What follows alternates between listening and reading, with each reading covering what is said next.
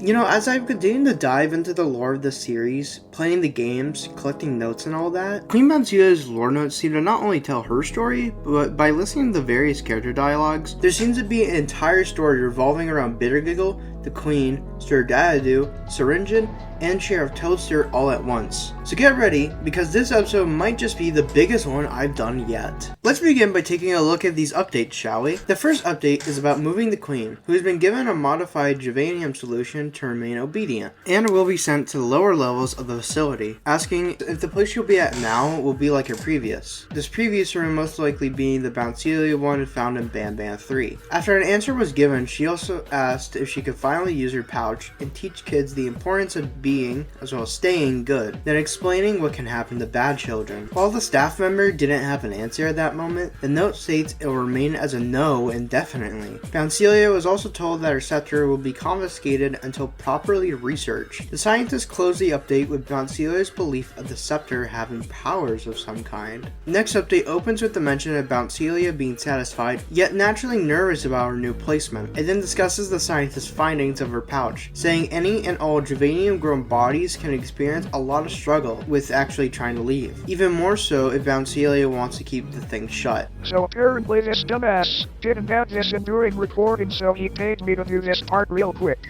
Basically in Banban 4 there's a ward with more info on why the fucking things in her pouch don't wanna come out. Again, it just further explains why shit is the way it is.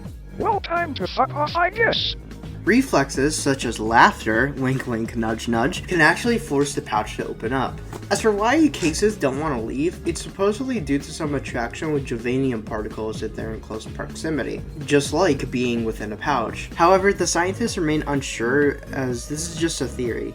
I'm not gonna do the bit. This next update goes more in depth about the scepter. Scientists found out through Bouncilia's human donor that there are no official records of a scepter ever being made in the first place, and is only present on her mural, which actually seems to be a plot hole since Syringin says in the 7th game through optional dialogue that the scepter was given to her as a prop and he later modified it, thus making it have its magical powers. Either the brothers tried retconning something here, or they just straight out misremember their own lore. Bouncilia also refuses to either explain where it came from or claim she misremembers how she got it. This new refusal to cooperate may stem from her being unhappy with her transportation to the lower levels of the facility. This update actually talks about something quite interesting. Apparently, an expedition team found evidence that Bouncilia and Sir Dadadu, I hate that name so much, actually made cases of their own using their genomes. It's implied that they made these cases with the scepter in one way or another, and theorized these new subcases will have the exact amount of obedience as them. These subcases are later known to be the naughty ones, having the body of a leech and the ears of a kangaroo. At the end of this note, it's let known that Sheriff Toadster, Bouncilia, Bittergiggle, or Sir Dadadu wouldn't have known about this insider information, so it's suspected that Syringin was actually the one who told them about this, and that a rebellion is afoot. For some reason, they're going to management on how to go forwards, and wait for an answer as always. The final update gives more info on the rebellion these guys are making. The group was given 24 hours to make a decision, either proceed with the rebellion no matter what, or forbid from going further. Sir Dadadu seems to not know about this and is most enticed with the plan, which caused them to think that they'll end up executing this rebellion. To management's wishes, they are trying to prevent themselves from annihilating every case involved, because that would end up becoming a waste of money as well as resources. From this point on, an expedition team will be sent out frequently to make sure the group isn't having any unwanted thoughts again. It can also be inferred that this rebellion was in response to mistreatment in the facility through context clues. So while that's where the notes end, we're far from done. There's a lot of juicy dialogue through various characters. During the conversation between Syringin and Dadadu in the 7th game, he says that the rebellion had failed and were all too cowardly to face punishment. This implies the rebellion never happened. We find out through Bittergiggle the reason why is because the group would have been killed. We had no choice.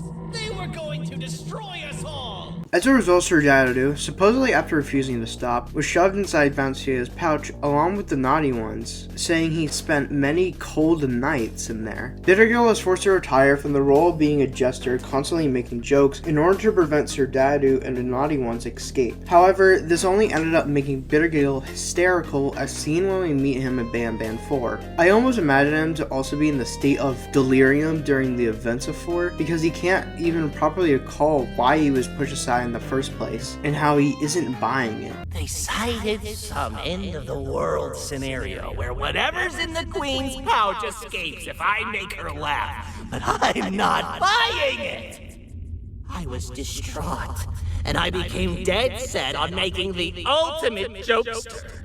Due to this, it causes him to tell the fateful joke to Bouncilia and release the naughty ones, most importantly Sir Dadadu. Now free of his chains, he sets out to finally go through the rebellion. Only this time, with no workers in sight, he thinks to get revenge on those who turned their backs against him. As the naughty ones stand by his side, Sir Dadadu creates the Naughtified Army, consisting of the Talkies, Kittysaurus, the Birds, Nandolina, Bambolina, who was attacked and taken away by a naughty one, then finally Bittergiggle, who was manipulated into succumbing to Sir Dadadu's control. While I would explain what happens after in Banban 7, I'd rather not, since I'll also be going over each of the games and their story later. Anywho, I think it's finally time to look at some of the characters in the kingdom. Now, I've already gone over Sheriff Toadsteer and Syringan's lore in their own videos, so I'll only be focusing on Bouncilia, Sir Dadadu, and of course Bittergiggle. Starting with Queen Bouncilia, her character seems to be portrayed as someone who's undoubtedly kind to you and willing to help the parent reunite with their kids. The way she talks also helps develop this picture of kindness because of how polite she is. However, she also seems to have fear of Sir Dadadu and Bittergiggle during the ending sequence of the 4th game, since they both are the very recipe fit for causing disaster in the facility.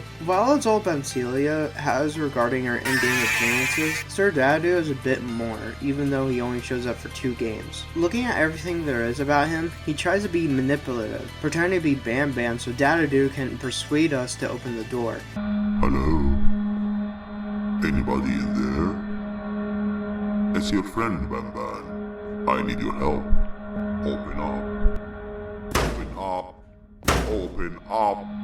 Open up! He tries to make himself look intimidating by roaring at us in the 6th game, and making a grand entrance by jumping to certain locations or literally coming in and out of the dark areas. And lastly, he barks more than he bites, honestly. What I mean is he talks in a way that hypes up his character, but when you really think about it, he's kind of weak on his own when he needs a whole army of brainwashed mascots and the naughty ones. To further prove my point, Dadadu got his ass absolutely handed to him when Jumbo Josh got in the fight during the 7th game. Also, his actions and goals are super selfish, having very little care on how it may impact those around him. Up next is the one and only Bittergiggle, aka the best character in the entire series, for good reason of course. Also, I want to hold his hand. So what is Bittergiggle's personality like in the games? From what I gathered during our first meetup with him in the 4th game, he comes off as this crazy gremlin-like character who's hellbent on making jokes to fulfill his purpose. However, during Banban 6, he's willing to actually help us on our journey to get our kids back. He tells us where to go, helps us fix some switches to get into an office so we can eventually retrieve the scepter, and in general is just a very approachable individual, especially with the way he treats us, as well as some of the other cases he's actually fond of. An example being, after Flambeau rescues Bittergiggle during the events of the 0th game, we see how he interacts with some of the other characters. It's nice to see you again, Eight. And you, Truffletoot. You said he helped you? Well, we also need your help with something. Of course!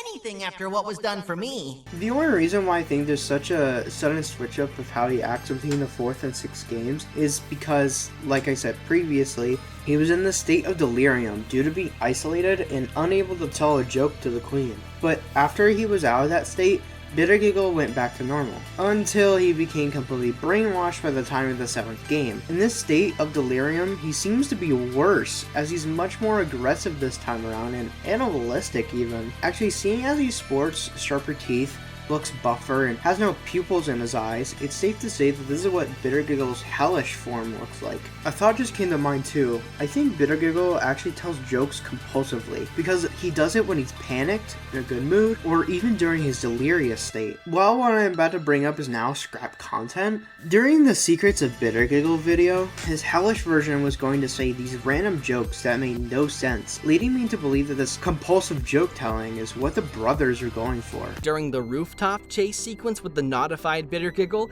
he was originally meant to intermittently scream random jokes that make absolutely no sense. Take a listen. What did the sheep say? A car!